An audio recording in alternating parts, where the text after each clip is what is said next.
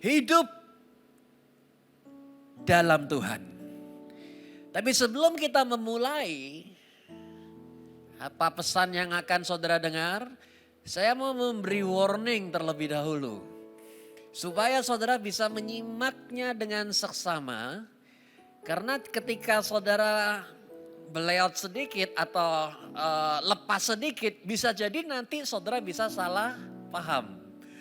Karena saya akan menyampaikan sedikit yang kiranya itu berada di tepi jurang, tetapi masuk dalam esensi yang membuka mata rohani kita dan sadar akan keadaan dan posisi kita. Oke? Oleh sebab itu, kencangan sabuk pengaman, kita akan berangkat bersama-sama di mana hidup di dalam Tuhan.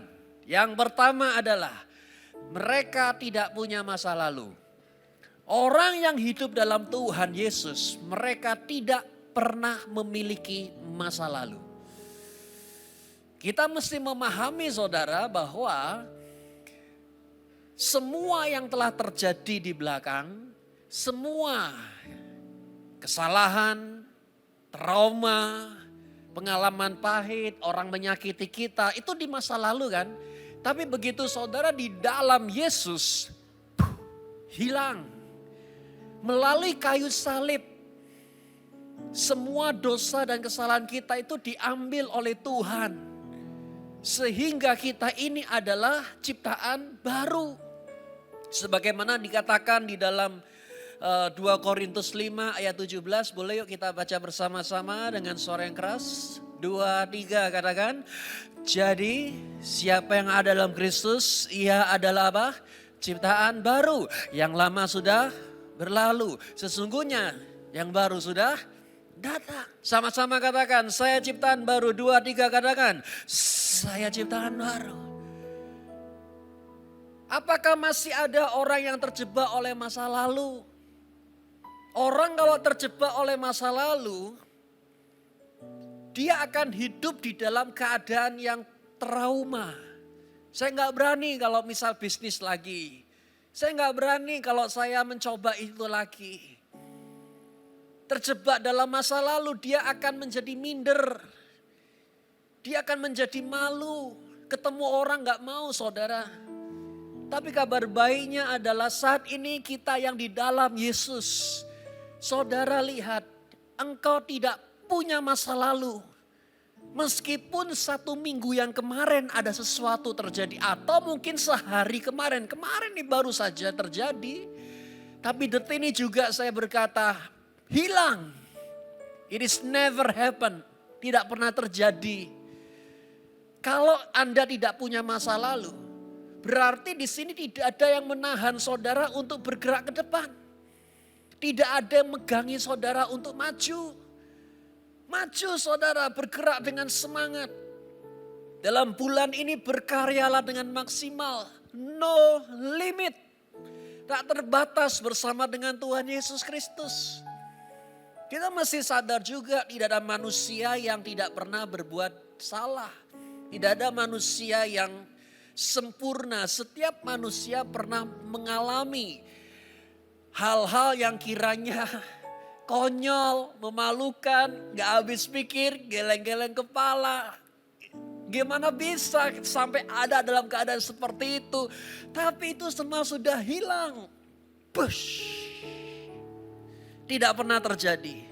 Karena saudara semua adalah ciptaan yang baru. Sama-sama katakan, saya ciptaan baru. 2, 3 katakan, saya ciptaan baru. Saya mau kenalkan Anda pada satu orang yang bernama Kathryn Kuhlman. Nah, Kathryn Kuhlman ini ada seorang hamba Tuhan yang melayani.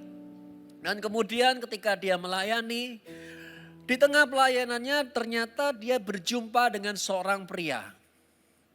Akhirnya jatuh cinta. Yang pria ini juga suka. Dan ternyata menikah. Tetapi tanpa disangka oleh si Kathryn bahwa pria ini sudah punya istri. Lalu si pria ini menikahkan dengan Kathryn dan istrinya yang ini diceraikan supaya bisa menikah dengan Kathryn Kuhlman. Pada saat itu Kathryn Kuhlman adalah tidak mengetahui bahwa dia sudah punya beristri. Dia pikirnya baik-baik saja. Nah akhirnya ya udah cerai kan, udah beres ya, oke. Tapi ada sesuatu di dalam dirinya. Ini salah nggak benar kalau saya sama dia. Tapi ya sudah beres kan, ya udah dijalani lah. Ternyata saudara, minggu demi minggu, bulan demi bulan, dan tahun demi tahun ternyata tetap sebagaimana ini salah. Kalau diteruskan ini salah, nggak benar.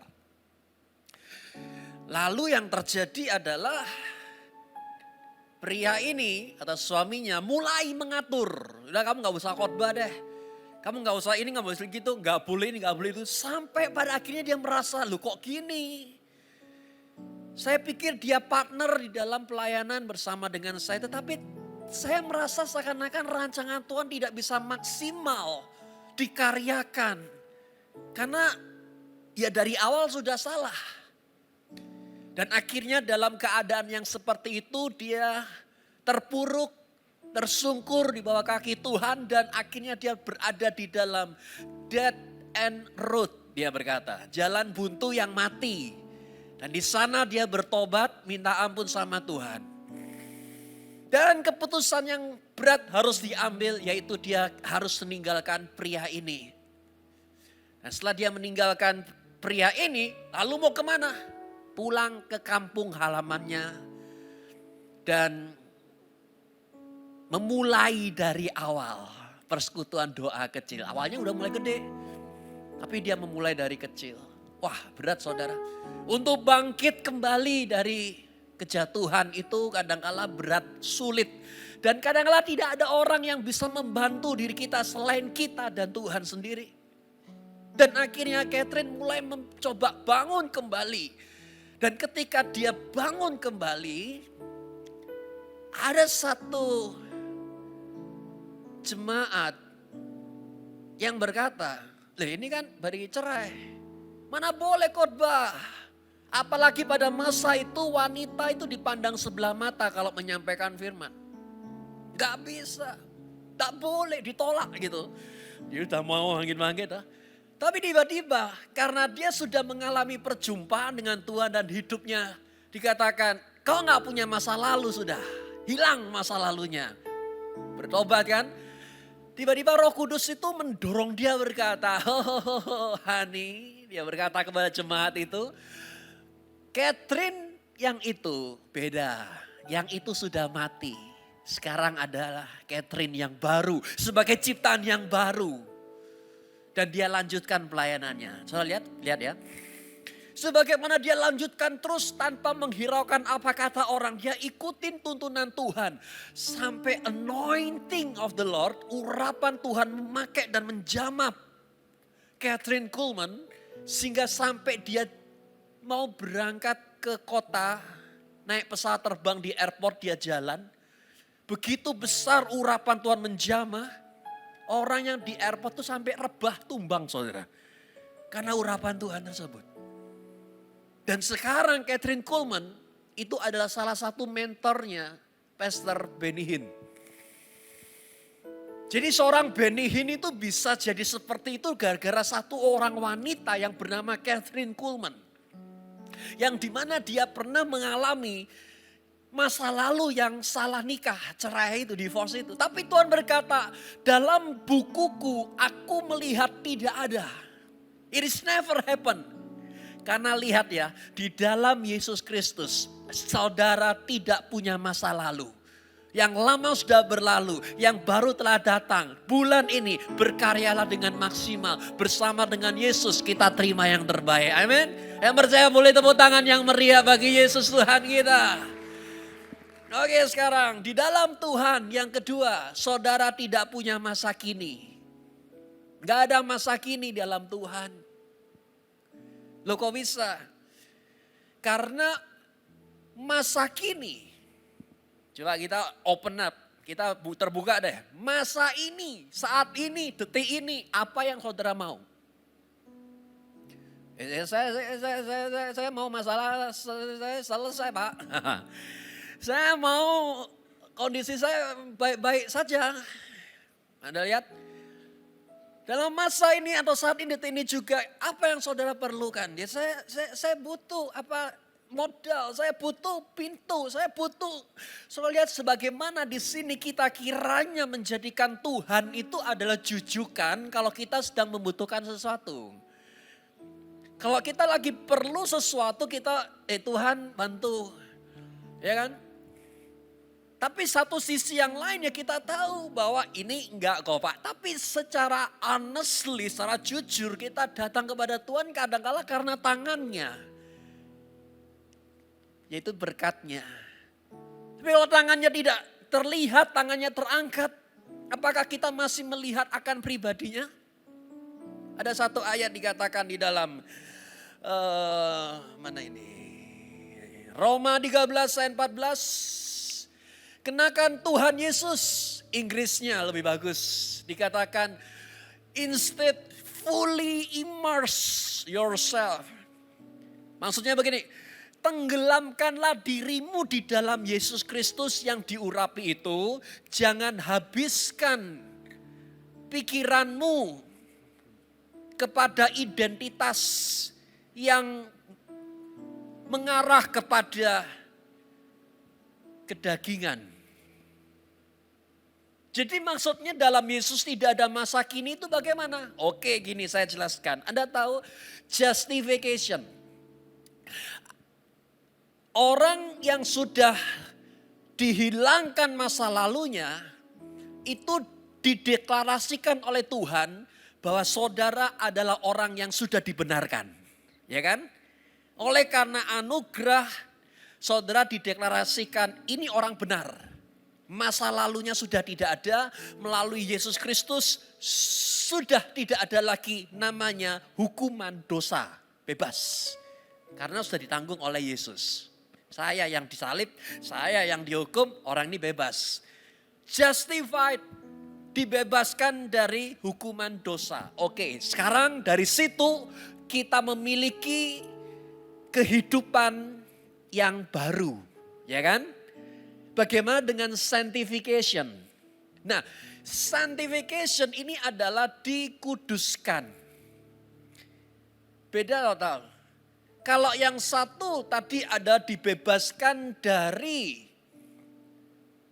ikatan dosa atau dibebaskan dari penalty of sin.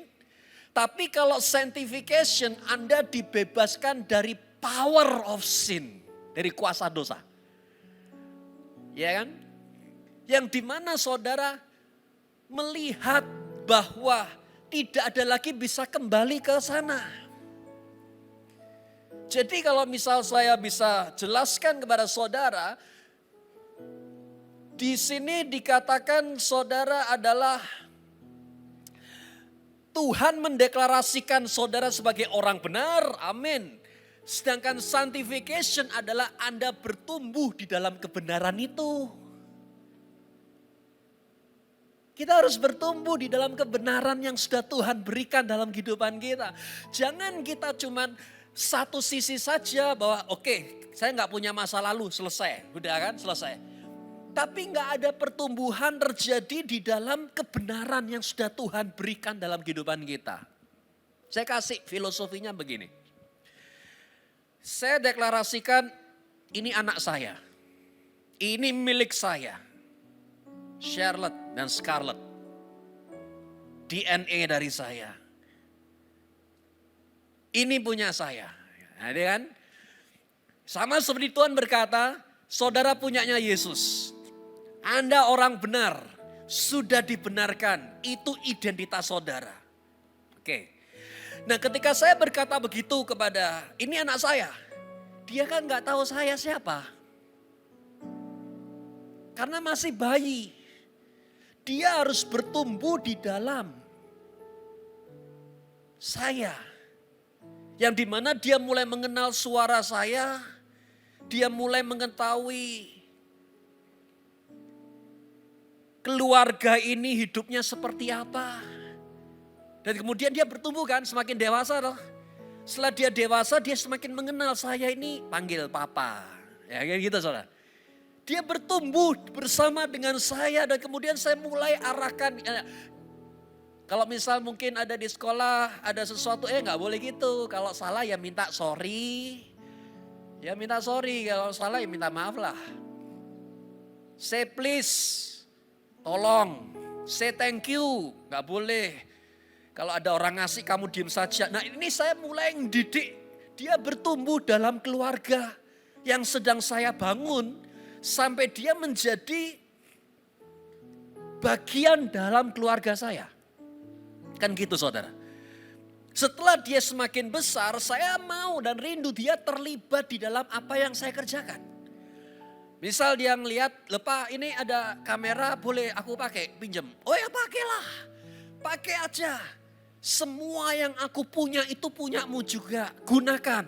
Ayo kita tukar pendapat.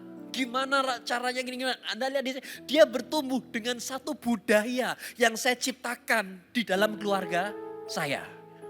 Anda lihat di sini, kan masing-masing kita punya budaya berbeda-beda dalam rumah tangga masing-masing. Masuk sepatu harus di luar. Nah ini budaya ini ada. Mungkin di sekolah dia ketemu sama teman dan kemudian dia bercanda, sampai pulang ke rumah dia bercanda dan mengucapkan kalimat yang kiranya kurang tepat. Saya langsung berkata, nggak boleh berkata gitu. Mulut kita harus nggak boleh, nah itu artinya nggak baik. Saya jelaskan, saya didik, saya disiplinkan. Dia bingung saya arahkan. Nah ini loh saudara. Dalam Yesus tidak ada masa kini dalam diri kita sendiri. Tetapi dalam Yesus kita ini grow in Christ. Didisiplinkan, diarahkan di dalam Kristus menjadi keluarga dengan budaya sorga. Bukan cuma dikasih identitas Anda orang benar saja tapi gak bertumbuh. Dan saudara sama seperti anak dengan saya dong. Karena saya sama saya, kita sama Tuhan sama. Kita mulai mengenal dia Bapa. Kita mulai mendengar suaranya. Kita mulai mengetahui Tuhan maunya apa dalam kehidupan kita. Dan Roh Kudus itu sangat detail. Dia akan menuntun setiap langkah kaki saudara tanpa satupun yang tersesat sampai Anda bingung, gak ada begitu. Bertumbuh dalam Yesus.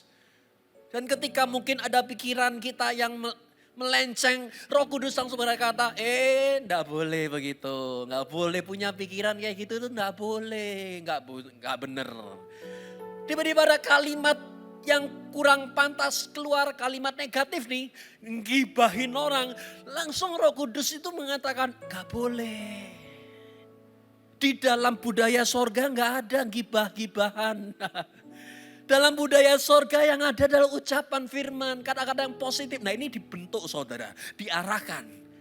Dan disinilah kita bertumbuh di dalam kebenaran itu sendiri. Oke kita sudah dibenarkan, sekarang kita bertumbuh di dalam kebenaran itu. Grow in Christ. Pertanyaan saya, kenapa saudara bisa ada di sini? Karena bukan suatu kebetulan Roh Kudus yang mendorong saudara untuk datang.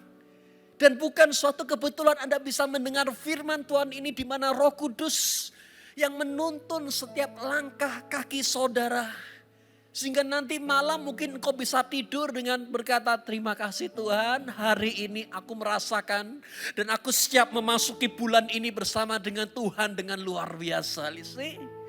Bertumbuh dalam kebenaran itu sendiri. Bukan kebenaran dalam masa kini, bukan kita-kitaan saja, tetapi bertumbuh semakin dalam, semakin mengenal. Dan saya percaya orang yang di dalam Yesus yang bertumbuh tidak stuck, tapi mulai semakin terlibat di dalam karya Kristus. Wah, hidup saudara akan jadi orang-orang yang spektakuler dan luar biasa. Siapa yang percaya pengurapan Tuhan atas hidup kita semua, ya dan amin, nyata kita diberkati dan kita terima yang terbaik. Lambaikan tangan tinggi-tinggi, coba tepuk tangan yang meriah bagi Yesus Tuhan kita. Dan terakhir, dalam Yesus tidak ada masa depan dari manusia. Dalam Yesus nggak ada masa depan. Noh, maksudnya gimana? Oke, sekarang kita lihat. Kalau kita berbicara tentang masa depan, bagaimana reaksi saudara, respon saudara. Oh, masa depan itu adalah sesuatu yang mengerikan. Kenapa? Karena itu adalah sesuatu yang kita tidak tahu. Sesuatu yang misteri. Bagaimana dengan keadaan pasar nanti? Apakah akan naik, turun? Kita nggak tahu. Jadi ketika orang berbicara tentang masa depan, orang kadang-kala takut saudara menghadapi masa depannya dia. Khawatir, cemas. Dan kadang-kala tolong ramal tangan saya. Bagaimana dengan masa depan saya? Baik apa enggak nih? Kenapa? Karena orang menghadapi masa depan tuh sesuatu yang misterius. Yang belum pernah dia hadapi dan belum pernah dia jalani. Dan dia, tadi saja kita nggak tahu saudara apa yang terjadi 1 jam nanti ke depan. Kita nggak tahu.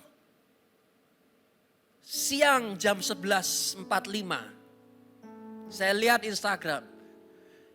Saya juga heran, saya menemukan di Brooklyn, New York, telah terjadi hujan selama 3 jam yang sangat curah hujannya begitu deras. Sama dengan 1 bulan hujan. Dalam waktu 3 jam loh, sampai tenggelam New York, Brooklyn. Loh kok ada gini? Saya ngeliat loh kapan jadinya ini? Saya lihat kalau kita berbicara tentang masa depan itu adalah sesuatu yang belum pernah kita ketahui dan kadang-kadang kita merasa kita harus bagaimana? Nah saya berkata di dalam Tuhan tidak ada masa depan. Gak ada. Terus bagaimana dengan Yeremia 29 ayat 11? Oke, kita lihat di sini. Yeremia 29 ayat 11 berkata, yuk baca ya sama-sama. 1, 2, 3. Sebab aku mengetahui rancangan yang aku rancangkan atasmu, firman Yahweh, rancangan damai sejahtera dan bukan rancangan kecelakaan. Untuk memberikan apa saudara? Kepadamu masa depan dan jangan fokus pada masa depannya. Fokuslah kepada rancangannya. Oke, kita kenalkan saudara kepada satu orang. Abraham. Let's see Abraham. Abraham itu gak punya masa depan saudara. Siapa dia? Bukan siapa-siapa.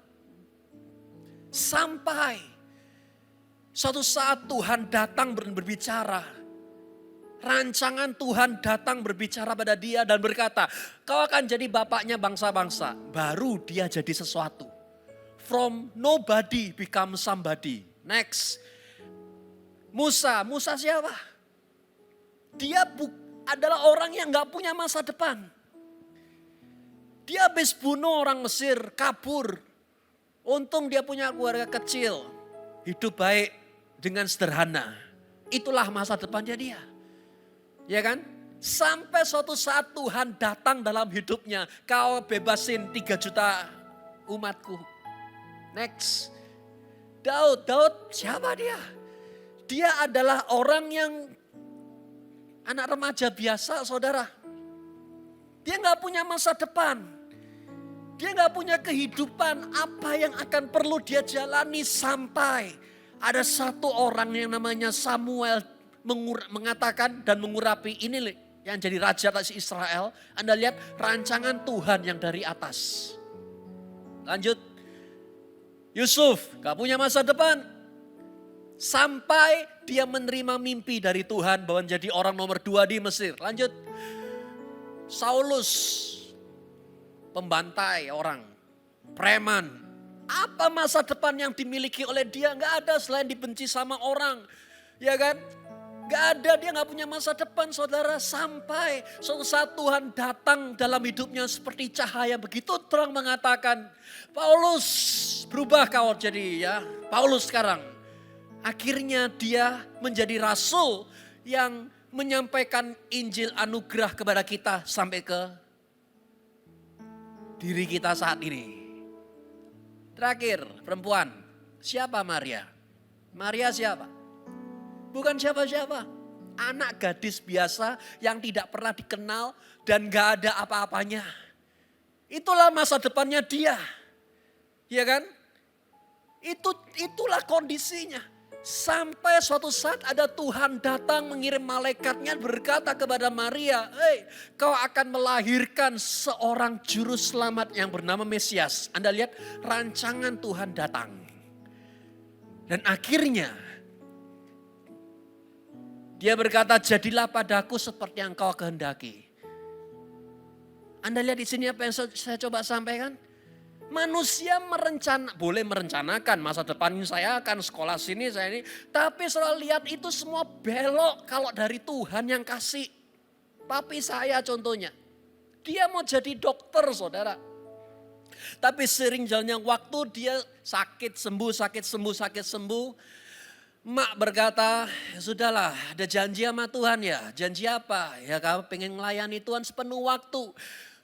Akhirnya belok saudara. Menjadi seorang hamba Tuhan, duta Kristus. Memberi dampak atas kekristenan di Indonesia. Lo coba, di dalam Tuhan tidak ada masa depan dari diri kita sendiri. Natalia Misyela Rahmat, siapa dia? Bukan siapa-siapa.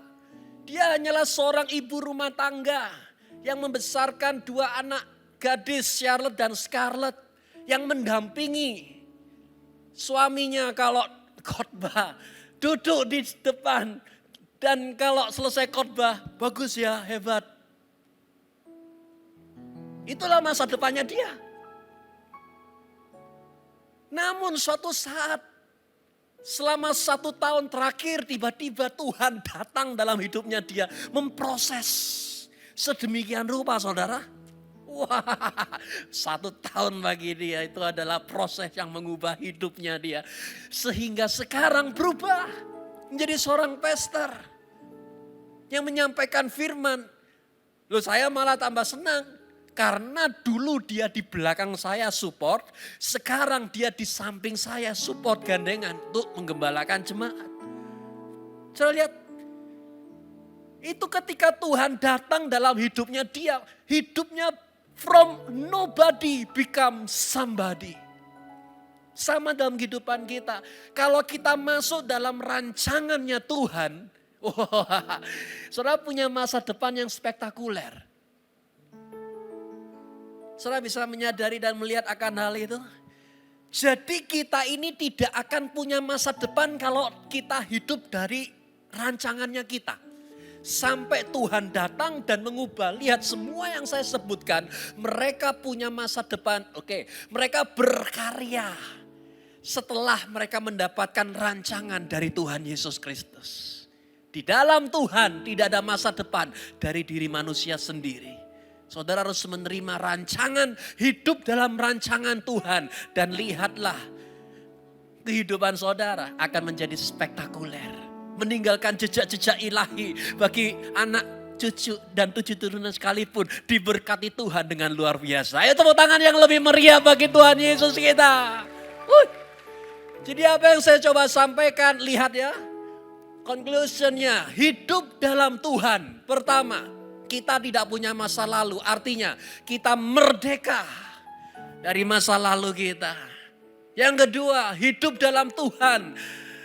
Kita bertumbuh di dalam kebenaran itu. Setelah kita dideklarasikan you are righteous, then you grow in that righteousness. Bertumbuhlah dalam kebenaran itu. Dan yang ketiga dikatakan dalam Yesus tidak ada masa depan dari diri kita sendiri. Unless, kecuali Anda masuk dalam rancangan Tuhan. Rancangan Tuhan yang membuat engkau menjadi orang-orang yang luar biasa. Kita orang biasa. Kalau kita jalan dalam rancangannya kita sendiri, Anda akan menjadi orang luar biasa. Kalau Anda berjalan di dalam rancangannya Tuhan yang dahsyat. Dari sini saya mau berkata, dalam Yesus inilah keadaan kita. Hidup bukan dari kita lagi, tapi hidup dari Tuhan yang menuntun dan membawa kita semua pulang dari tempat ini. Terbanglah tinggi, kepakkan sayap saudara, Bentangkan sayap saudara. Ketika ada badai, semakin naiklah ke atas. Lihatlah Tuhan saudara yang jauh lebih besar dari semua masalah yang ada. Dan bersama dengan Yesus kita lakukan perkara yang dahsyat. Amen. Yang diberkati, tepuk tangan yang meriah bagi Tuhan Yesus kita.